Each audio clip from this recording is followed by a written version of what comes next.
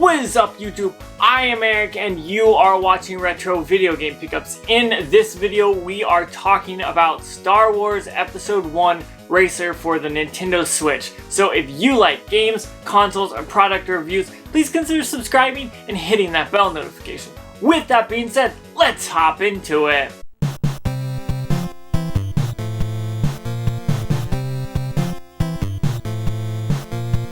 Okay, so when I say Star Wars Episode 1, I tend to hear people groaning, and people are just overwhelmed by how lackluster the movie was. Well, at least that's what they say. I prefer the movie, but that was because it came out when I was young.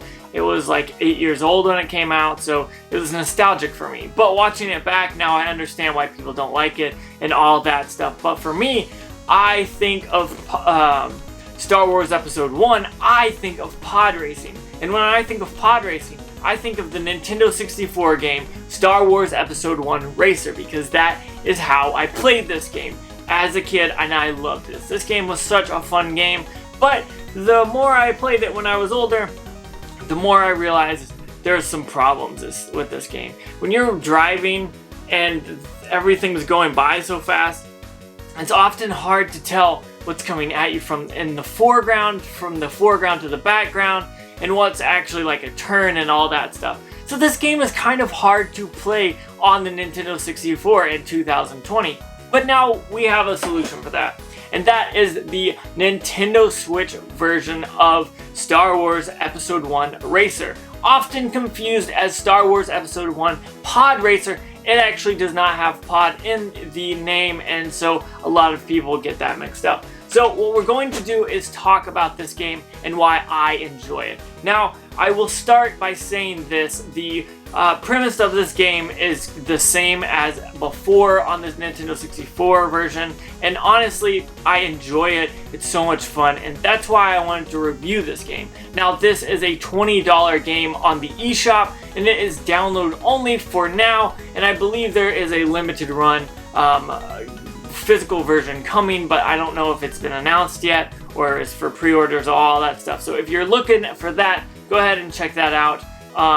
But we're talking about the game here today, and honestly, why do I like this game? This game is a very fun racer from the Nintendo 64 era. Now, does it look the best? No. Could there be things they did better or differently? Yes, but this game overall on the Nintendo Switch is essentially the same one you would find on the Nintendo 64 with some minor upgrades that make some of those harder issues kind of go away, and it makes the game more enjoyable. First off, when I talk about the 64 version and I play it with friends and we realize it's hard to play because of everything that's coming at you. You're going at a fast rate, and so oftentimes we would crash because we couldn't tell whether or not that was the background coming towards us or if it was just the background moving into the foreground or all that stuff. So it's a bit confusing to play if you don't play it often and know the tracks.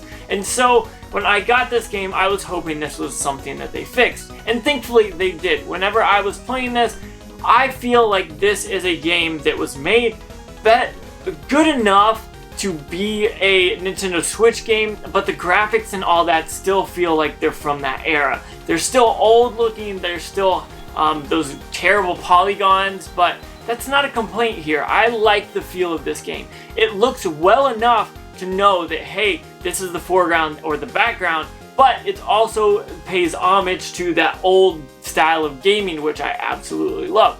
If you guys know, this is Retro Video Game Pickups, which means it's about retro games. Now, I talk about new stuff often because I kind of mix both, but honestly, this is like a perfect mixture of both. It takes a game that I loved as a kid, takes that nostalgia factor and moves it into the Nintendo Switch, which means I can pick this thing up, walk around with it, play it wherever. Now, I'm not going out, so I'm playing it in random places of my house, really, let's be honest. I'm not going out in the street or driving around or riding around or all that stuff. So when I say out and about, I mean in my house. But this is a perfect game. If you like racing games, I think this is a good step. Now, if you've played racing games from this era, there's usually either two things. They're either good racing games or bad racing games. And I think that Star Wars Episode 1 Racer is actually a good racer from this era. So bringing that up to date and playing it on the Switch is just something I obviously love. Now, taking a step into the game, it is a world of Star Wars, so if you're a Star Wars fan, this is a game for you. Like, if you've watched this channel before, I've actually talked about the Nintendo 64 game in prior videos back a few years ago. And I've also talked about other old school Star Wars games. And these are games I grew up on. I love them, like Star Wars Battlefront, Jedi Knight, all of those games, Episode 1 Racer, all these games that are Star Wars oriented, they were something that I played as a kid and I had so much fun.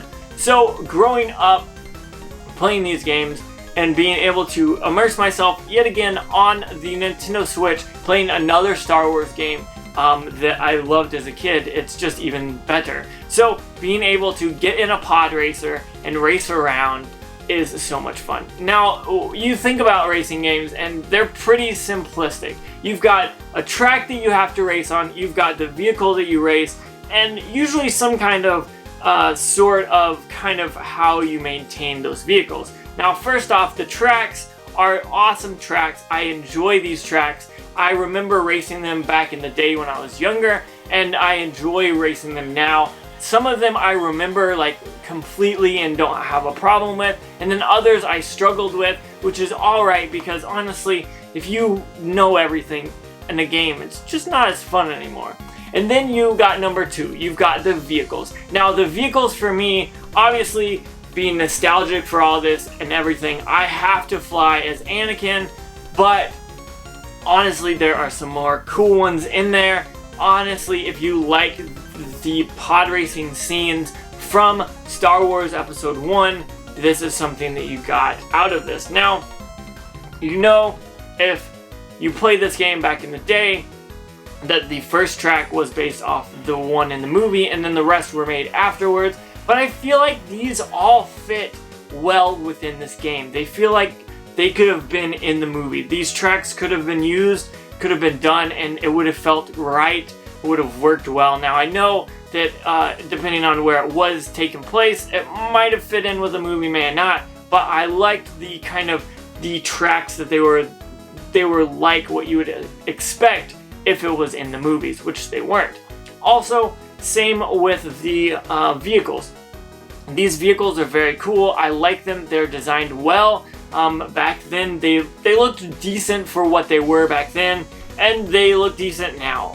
Now, when it comes to maintaining vehicles, that's where it gets hard and weird, but I like this game because you can go and actually look at what your ship looks like. You can go around it, you can get droids to work on it to make it better, and you can get parts to make your cruise racer, or your pod racer, I guess is the right word, to be more accelerate faster, to turn better, to speed up, to be faster. There's so many different things that I think were done well back then that have translated and they still work well today. So that is something that I like about this game. It's one of those first games that was able to kind of change that. Now I know there are others like that at the time, but I think it is really cool with kind of the 3D aspect of being able to look at the pod racer and all that. I think that's very, very cool. Now when it comes to racing, I feel like this game is kind of easy. And I say kind of easy because for the first few, like, I don't know if they're called like track levels or track worlds, whatever you want to call them, I was able to breeze through them and not have a problem until it got harder on towards the end.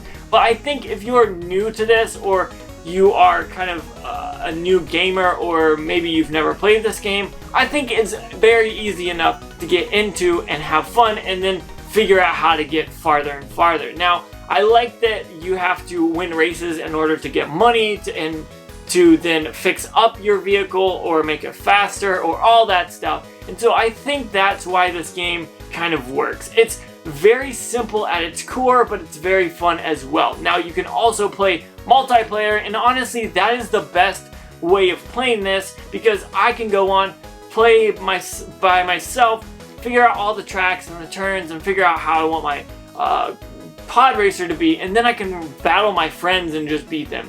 Honestly, it's a lot of fun, so if you like racers like this, or you like Star Wars, or you're a retro fan and you want to see new games come to the Switch like this, I think this is one of those games that could take a lot of people and fit them into this mold to play this game. Now, I say you could be a Switch fan, you could be a Star Wars fan, you could be a 64 fan, you could be a Star Wars Episode 1 fan for all that matters. You could be all of those and be drawn into this game. I think this game was well done. Now, I will say I would have loved to see it like full-blown remaster with all the great graphics and all that. But honestly, I'm okay with that. I am happy with how they remade it.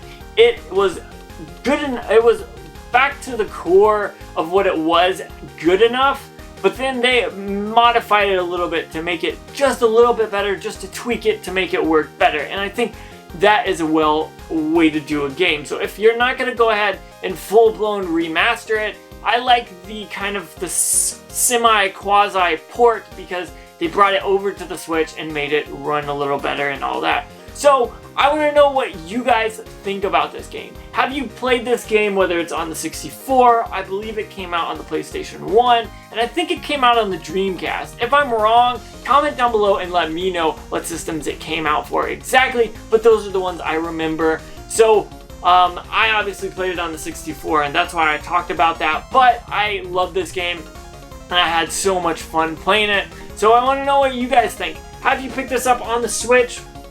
Is $20 too much for this game, being a digital only, or is it a perfect price? Let me know, comment down below in the comments, and let me know. So with that being said, I want to say thank you so much for watching. Don't forget to like, comment, subscribe. Make sure you hit that bell notification. That way you know when I post more videos, which is every Tuesday, Thursday, and Saturday. And honestly, one more time, thank you so much for watching. We just recently hit 5,000 subscribers on the channel, and I am so thankful for that. Honestly, that is a lot of hard work on my end, but hard work on your end for watching the videos and being entertained and all that. So thank you so much for that. Make sure you wash your hands, practice social distancing, keep safe, stay 6 feet away from each other, wear masks while in public, all that stuff to keep you and your family safe. But one last time, thank you so much for watching, and make sure you have a good day.